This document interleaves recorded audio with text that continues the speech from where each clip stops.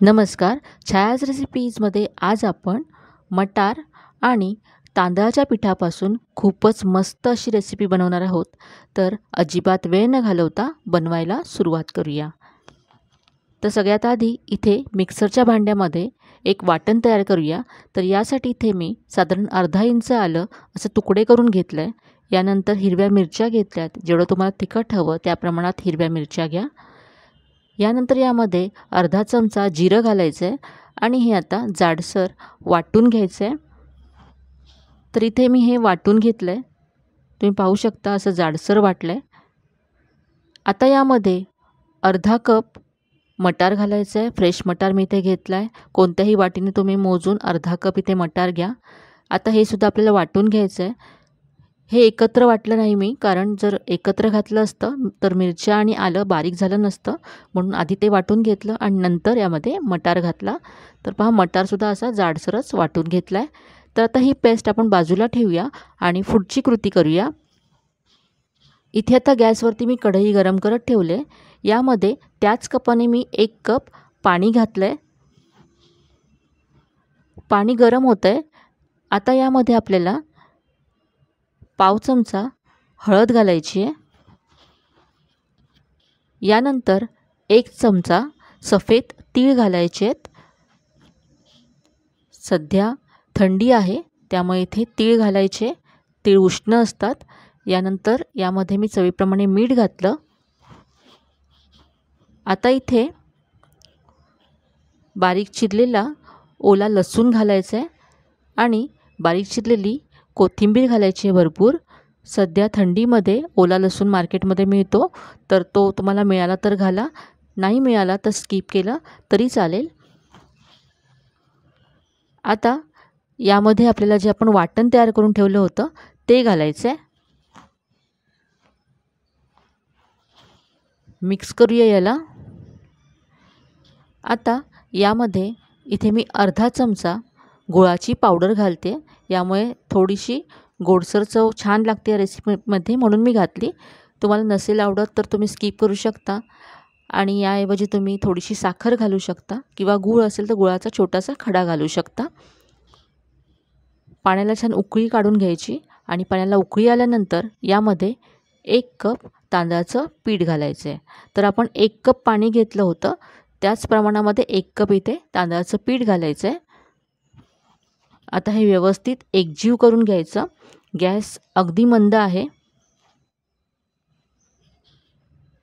तर इथे मी पहा सगळं एकत्र करून घेतलं आहे.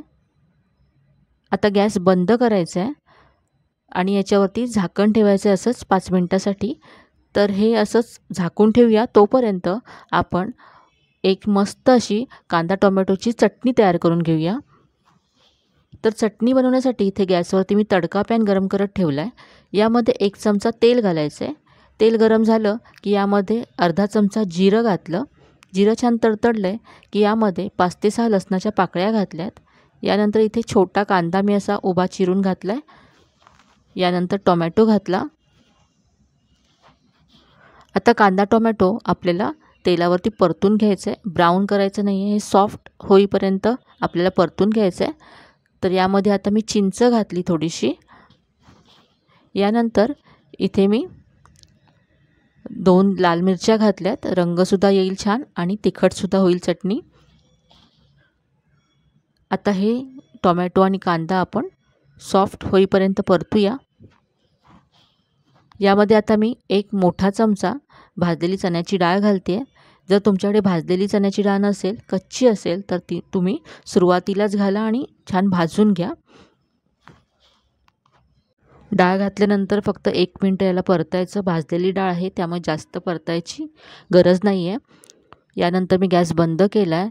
टोमॅटो कांदा छान सॉफ्ट झाला आहे. आता यामध्ये चवीप्रमाणे मीठ घालायचं आहे आणि हे मिक्सरच्या भांड्यामध्ये काढून घेऊन पाणी घालून वाटून घ्यायचं आहे. तर इथे पहा ही चटणी मी वाटून घेतली आहे. बाउलमध्ये काढून घेऊया चटणी. आता चटणीवर घालण्यासाठी फोडणी तयार करूया. तर इथे मी तडका पॅनमध्ये 1 चमचा तेल गरम करून घेतलं आहे. यामध्ये पाव चमचा मोहरी घालायची आहे. मोहरी छान तडतडली की थोडीशी कढीपत्त्याची पानं घालायची आहेत यामध्ये. आता ही मस्त फोडणी चटणीवरती घालायची आहे आणि ही मस्त अशी आपली कांदा टोमॅटोची चटणी तयार आहे. थोडंसं याला मिक्स करून घेऊया.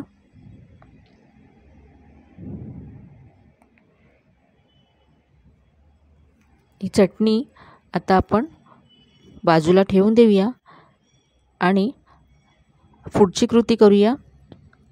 तर इथे जे आपण पीठ झाकून ठेवलं होतं ते पाहूया. तर आता हे थोडंसं थंड झालं आहे. हे पीठ आता आपण बाउलमध्ये काढून घेऊया. तर हे पीठ हाताला सहन होईल इतपत थंड करून घ्यायचं आहे. पूर्ण थंड नाही करायचं. जर पूर्ण थंड झालं तर हे खूपच कोरडं होईल आणि आपल्याला मळता येणार नाही. तर हे कोमट आहे. तर असं कोमट असतानाच हे मळून घ्यायचं. तर इथे पहा पीठ मी व्यवस्थित मळून घेतलं. आता यावरती अर्धा चमचा तेल घालायचं आहे आणि पुन्हा हे थोडंसं अगदी मळून घेतलं. आता याचे छोटे छोटे गोळे तयार करून घ्यायचे आहेत. याची आता आपण छोटीशी टिक्की बनवणार आहोत. जास्त मोठ्या टिक्क्या नाही बनवायच्या. छोट्याशा टिक्क्या बनवायच्या आणि अशा चपट्या बनवायच्या, म्हणजे आतपर्यंत त्या छान फ्राय होतात आणि कुरकुरीत होतात. आणखी थोडंसं याला चपटं करून घेते पहा, अगदी पातळ. तर अशा या टिक्क्या तुम्ही तयार करून घ्या. तर इथे पहा या मी टिक्क्या इथे बनवून तयार करून घेतल्यात. छोट्या आकाराच्या आणि चपट्या अशा करायच्या. तर आता हे आपण फ्राय करूया.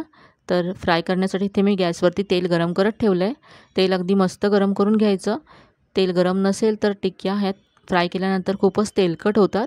म्हणून तेल अगदी व्यवस्थित गरम करून मगच ह्या टिक्क्या यामध्ये सोडायच्या.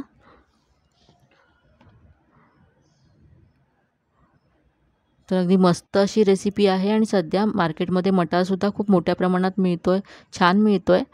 तर तुम्ही नक्की करून पहा.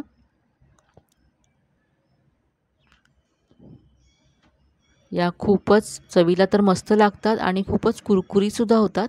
याच्यामध्ये आपण तांदळाचं पीठ वापरलं आहे, त्यामुळे अगदी मस्त क्रिस्पी होतात आणि थंड झाल्यानंतरसुद्धा या टिक्क्या अशाच क्रिस्पी राहतात. याच्यामध्ये आपण ओला लसूण वापरला तर त्याचीसुद्धा चव खूप छान लागते.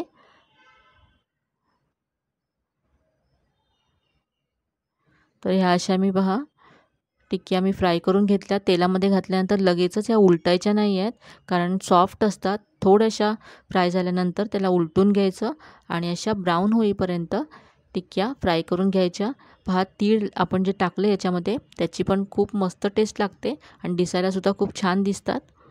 तर अशा ह्या सगळ्या टिक्क्या फ्राय करून घेतल्यात मी. तर या टिक्क्या आपण आता चटणीबरोबर सर्व करूया.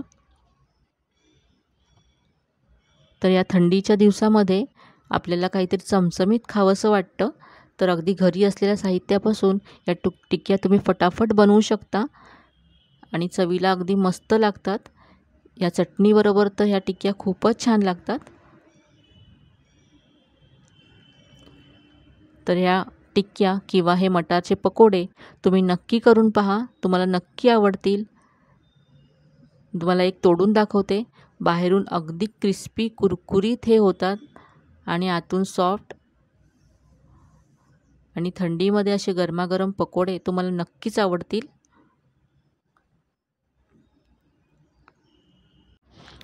तर आजची ही रेसिपी तुम्हाला कशी वाटली कमेंटमध्ये नक्की कळवा. रेसिपी जर आवडली असेल तर व्हिडिओला जास्तीत जास्त लाईक करा, शेअर करा. चॅनलवर नवीन असाल तर चॅनलला सबस्क्राईब करायला विसरू नका. तर मग पुन्हा भेटूया अशा छान छान आणि नवीन नवीन रेसिपीसह. तोपर्यंत धन्यवाद.